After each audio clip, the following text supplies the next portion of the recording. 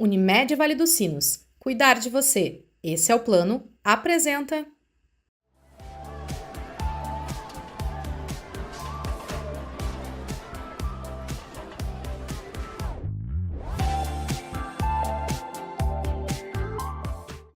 Apoio.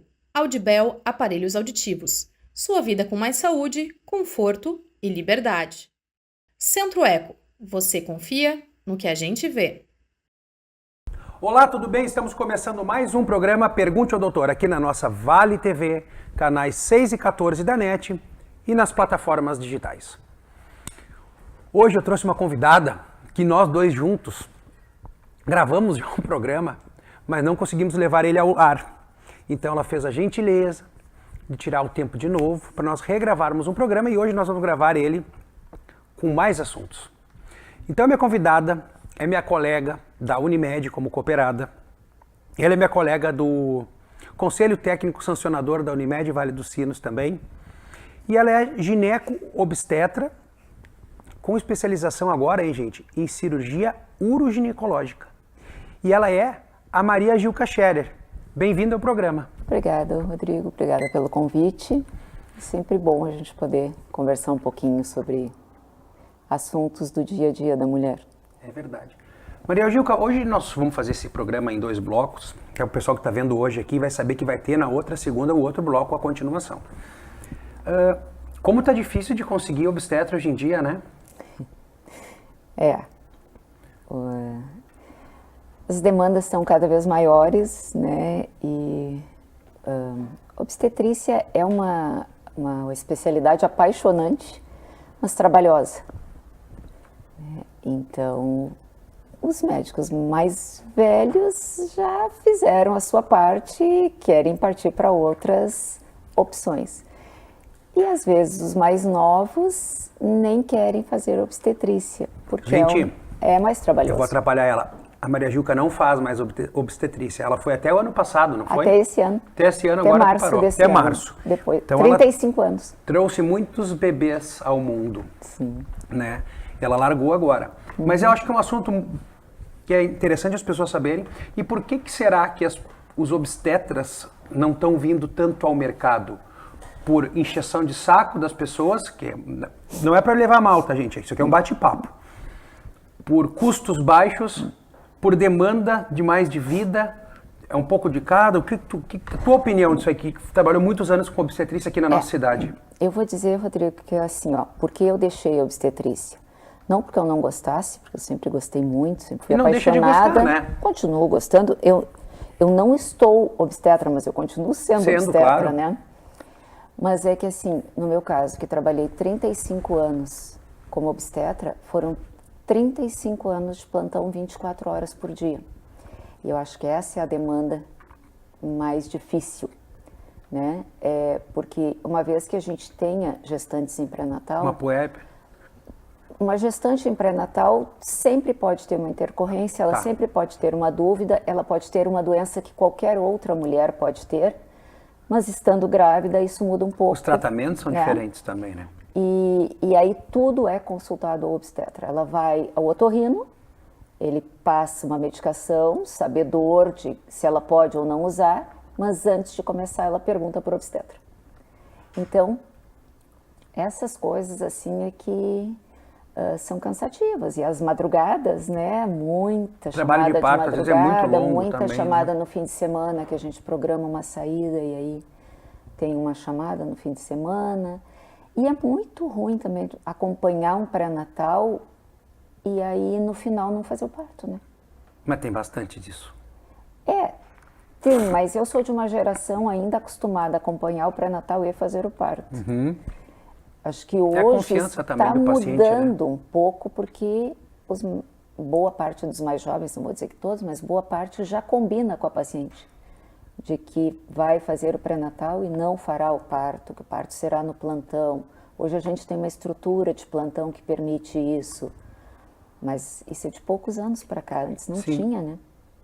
Então acho que é por isso que está diminuindo a obstetrícia. E como a nossa especialidade ela é casada, é a ginecologia com a obstetrícia, por um tempo tu acaba tendo que fazer obstetrícia, né? Depois E depois aí escolhe. vai tomando outro rumo a vida. Como a minha tomou outro agora, que há uns vários anos eu já venho me dedicando mais à cirurgia e tal. Sim. Então, acho que é isso. Cirurgia nós vamos falar depois. No outro programa, gente. Maria Gilca, assim, ó, vamos falar de métodos contraceptivos, porque a gente vê esse papo, parece falar que a roda é redonda, né? Sobre métodos contraceptivos. Eu não vou dizer só a gurizada, vou dizer o pessoal aí. Então, nós não estamos aqui para plantar moral sobre método, tem que usar preservativo. Não esquece tudo isso, não vou falar disso. Não é isso a nossa intenção. Sim. Nossa intenção é de falar de métodos contraceptivos e que aí, junto, a gente pode incluir as doenças ou infecções sexualmente transmissíveis, que as pessoas esquecem. E eu, como otorrino frequente, não, mas eu faço, às vezes, diagnóstico de sífilis no consultório. Por sinal, desde quando eu tenho consultório aqui, eu não fiz um diagnóstico de gonorreia na garganta. Não fiz, mas que existe, existe. Condilomatose, Condiloma, HPV. sim, a gente operou agora uma lesão, agora não, 2 meses atrás, uma lesão de prega vocal com carcinoma in situ, HPV na prega vocal. 29 anos, Pois é. com história prévia de vírus embaixo também, né? Em vagina e vulva. Quando se fala de método anticoncepcional, claro que o preservativo, ele tem a função anticoncepcional barreira, também, né? Porque é um método de barreira, mas associado a qualquer outro método, especialmente para quem não tem parceiro fixo, especialmente para os mais jovens, né? Ou mesmo hoje é mais comum que pessoas de 50, 60, 70 anos tenham novos parceiros. Isso não exclui que também tenham que usar preservativo no sentido da proteção das doenças. E associado ou não a outro método, né? Quanto mais melhor. Quanto mais melhor. Então, a gente tem uma gama enorme, é muito comum das pessoas perguntarem assim, as mulheres chegarem e perguntar qual é o melhor método anticoncepcional? Não fazer nada. Esse é o melhor. Não, esse é o mais eficaz. É a castidade. Esse é o mais eficaz. Mas o melhor no sentido de assim, existe um melhor método para todo mundo? Não. Existe aquele método que mais vai se adequar a determinada mulher em determinada fase da vida. Porque o método que eu uso para adolescente pode não ser o mesmo que eu vou usar para mulher de 30 anos, que pode não ser o mesmo que eu vou usar na 40 a mais, não é o mesmo que eu vou usar no pós-parto, na mulher que ainda pretende ter nenê, naquela que já encerrou a sua prole. Então, são fases diferentes e métodos diferentes. Claro que a gente pode classificar assim nos métodos hormonais, que são os mais comuns de se usar, e os não hormonais. Como não hormonais hoje, além do preservativo, a gente tem o DIU de cobre, que ainda é um método muito bom, é muito usado, é relativamente barato, é de fácil acesso e tem até na rede pública. Que colocam em consultório. Que pode ser colocado em consultório ou sob sedação, conforme a necessidade da paciente, né? Mas é um método muito eficaz que dura até 10 anos, dependendo do tipo. Sim. E tem uma eficácia altíssima, né? No mínimo 98%. Entre os métodos hormonais a gente tem anticoncepcional oral, que é comprimido, com hormônio, com estrogênio, sem estrogênio. Que não deixam de ser hormônios, né? São hormônios, mas tem várias dosagens, várias combinações. Os hormonais ainda podem ser colocados em anel vaginal, que a paciente manipula, ela coloca e ela retira. Em adesivo, que se cola na pele, muita gente não sabe que isso existe, mas sim, são métodos bons, confiáveis. O corpo absorve. Né? Pode ser colocado em forma de implante sobre a pele. Mas esse é mais agressivo, né? Esse a gente tem que ter esse é mais difícil de certa controlar. Cautela. Não se sabe não como é para o corpo qualquer absorve, um. né? Exatamente. Então, querer um ciclo regular e usar esse método não é possível. Porque não tem controle. Cada um é um, né? E tem os DIUs. Dispositivo intrauterino, gente. É aquele que vai lá dentro do útero e faz o seu papel para matar os espermatozoides. Se for o DIU de cobre. Tá. O DIU hormonal, ele tem a função de tornar o ambiente ruim para o espermatozoide. né? Então, ele dificulta a entrada do espermatozoide no útero, ele dificulta a movimentação dentro do útero e ele dificulta o acesso à trompa. E é um método que está dentro do útero e basicamente atua ali, ele tem pouquíssima liberação para o resto do organismo. Portanto, tem muito pouco efeito colateral também. Não depende da paciente ter que tomar, da mulher ter que tomar todos os dias alguma coisa. E se ela não pretende engravidar em 1 ou 2 anos, é um método que se aplica bem. Serve para todo mundo? Não. Tem mulheres que não conseguem porque o útero não tem alguma característica que não permite. Formato, o formato, a posição, ela tem um mioma que dificulta. Tem mulheres que não querem, né? Tem mulheres que têm dúvida, talvez eu queira engravidar daqui a 1 ano. Daí não compensa colocar um DIU nesse momento. Mas existe, hoje já se tem com mais e menos hormônios, então também adequada para cada fase de vida. Ele é um método que o DIU pode ser usado desde adolescente até a menopausa. Ela trouxe aqui, ó, gente, 2 DIUzinhos aqui colocado dentro de um útero. Mas o útero é maior que esse desenho, né? Que você mostra aqui, né? Pouca coisa maior. Então, aqui eu trouxe... Esses são DIUs hormonais, o maior e o menor. Sendo que esse aqui, maior, tem exatamente o mesmo formato do DIU de cobre, né? E eles ficam dentro do útero, como está aqui, né? Isso aqui é o formato de um útero. São introduzidos pela vagina e pelo canal do útero, com um aparelhinho específico para isso. São deixados lá e um pedacinho do fio pra poder catar fica eles do pra lado tirar. de fora do útero, no fundo da vagina. E não incomoda. É muito comum perguntarem, mas isso não vai incomodar na hora da relação? O parceiro não sente? Não, não dá para perceber. Nem a mulher percebe que está com o DIU e nem o parceiro percebe que ela tem esse método. A retirada se faz daí com sedação, a maioria das vezes, né? Em consultório A retirada deve doer não. muito. Se for só para retirar, é mais tranquilo do que para colocar. Se a paciente só vai retirar porque vai trocar Pesca de o fiozinho. método ou qualquer coisa, a gente pesca, tem o jeitinho e se retira. A colocação é que para algumas mulheres é um pouco mais Tem que dolorosa. dilatar um pouquinho o colo do útero para introduzir. Em alguns colos precisa dilatar um pouquinho, então Isso deve doer. isso dói um pouquinho, a gente tem que tracionar um pouquinho o útero. E algumas mulheres pouco tolerantes para dor preferem fazer com sedação.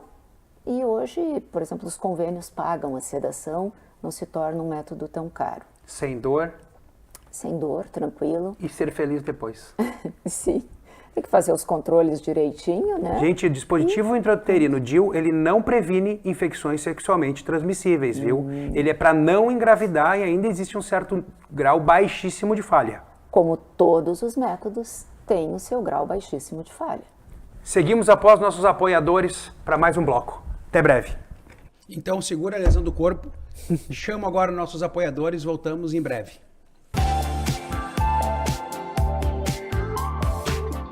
É com muita satisfação que a Unimed Vale dos Sinos faz a entrega deste presente especial a você. É o novo Hospital Unimed, referência em tecnologia, inovação e humanização. Uma estrutura toda conectada, com corpo clínico de alta qualidade, trazendo excelência ao atendimento hospitalar. Unimed Vale dos Sinos. Cuidar de você. Esse é o plano.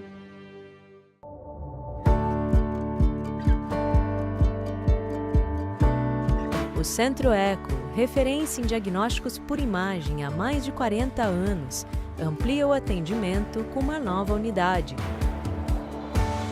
Situada na rua Bento Gonçalves, 1759, no centro de Novo Hamburgo. Centro Eco, você confia no que a gente vê.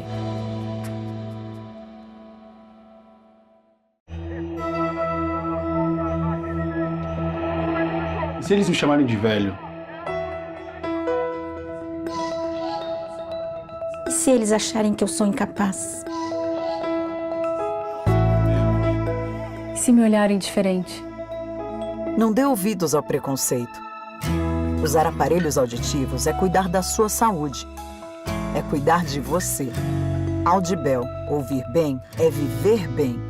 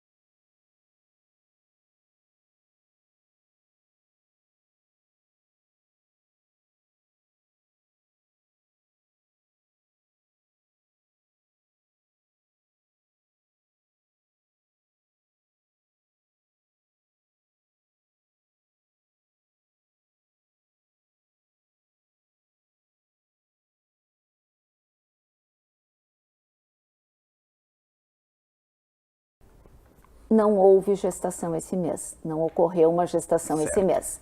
Porque todos os meses, num ciclo normal, estou falando sem interferência de nenhum hormônio externo, né?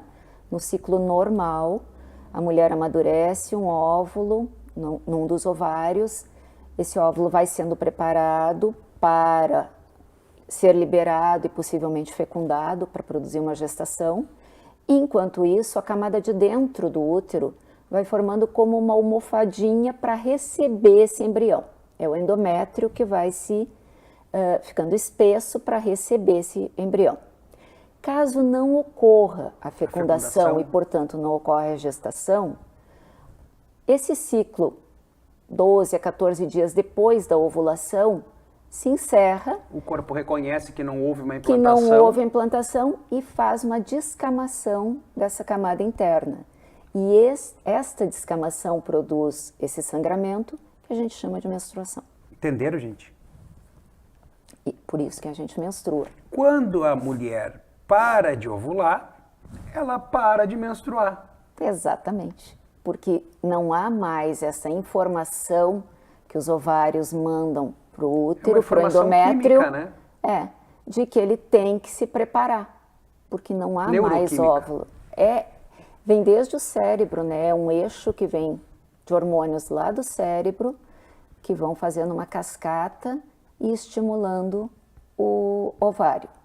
No momento que esses ovários não têm mais folículos para amadurecerem e ovular,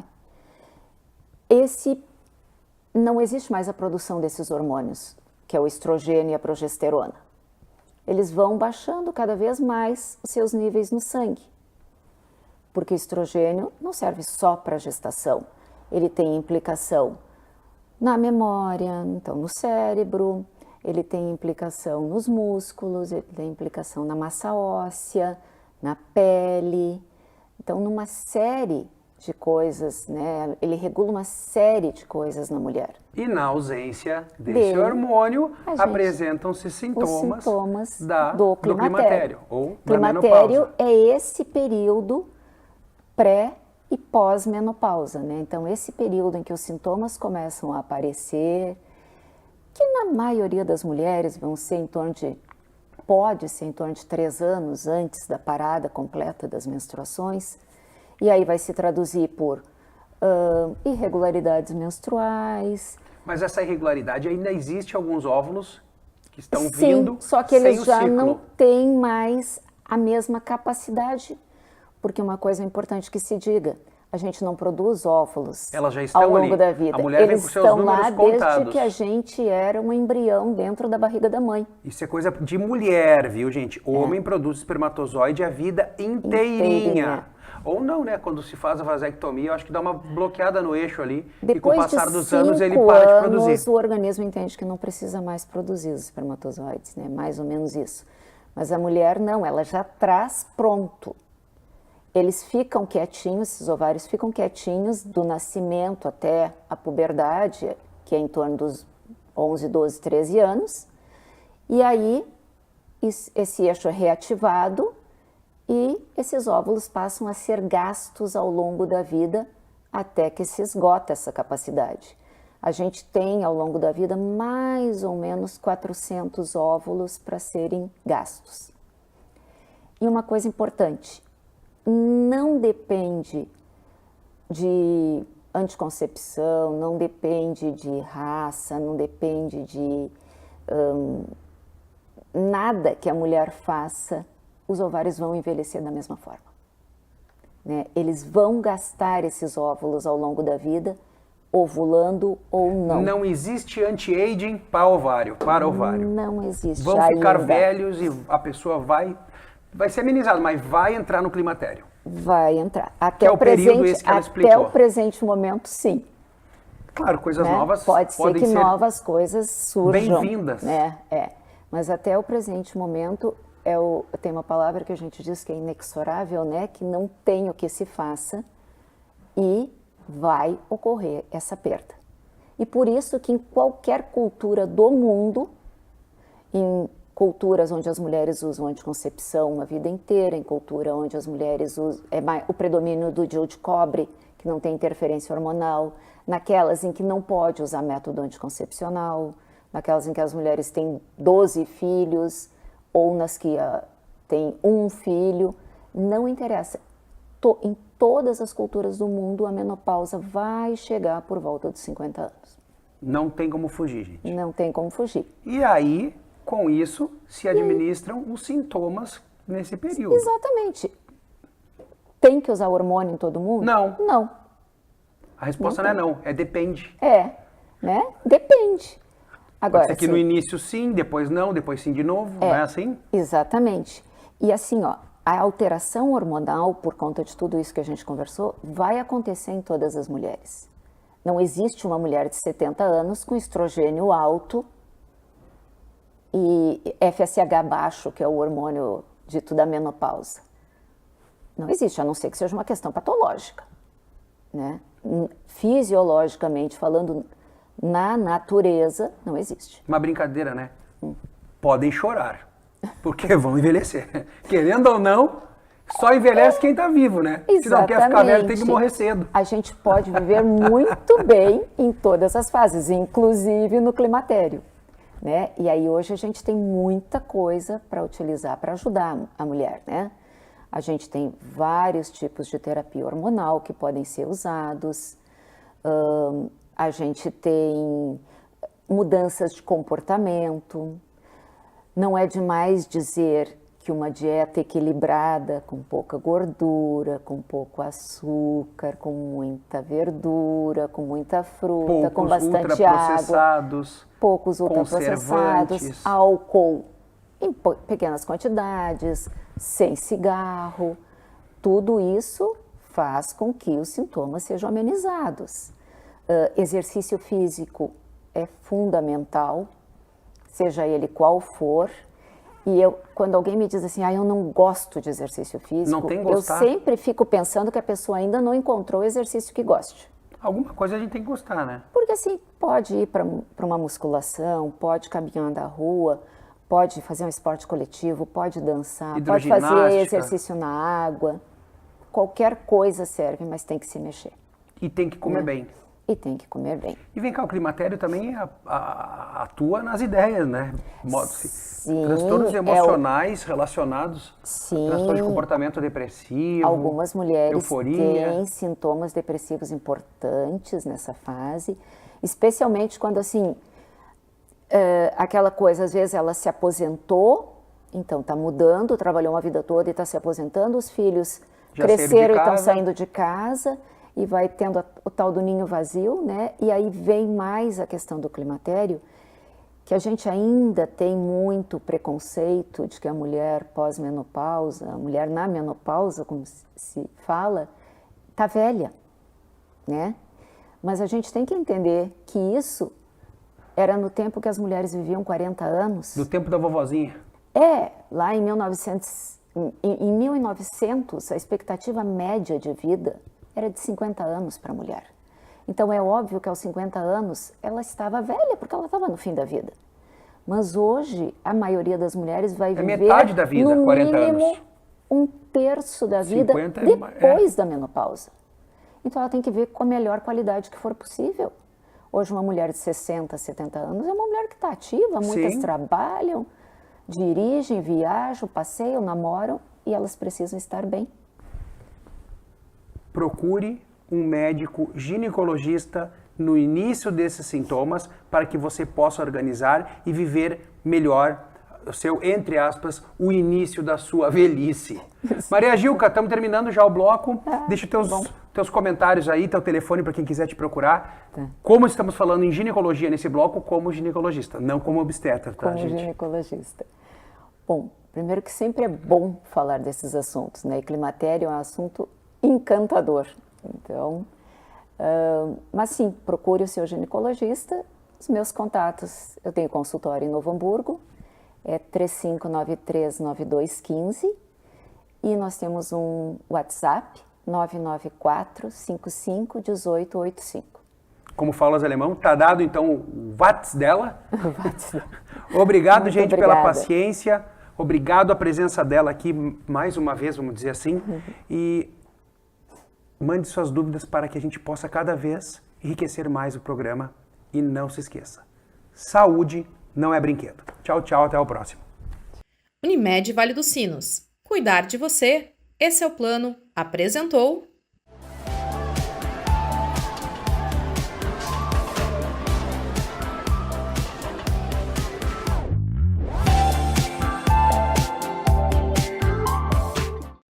Apoio. Audibel Aparelhos Auditivos. Sua vida com mais saúde, conforto e liberdade. Centro Eco. Você confia no que a gente vê.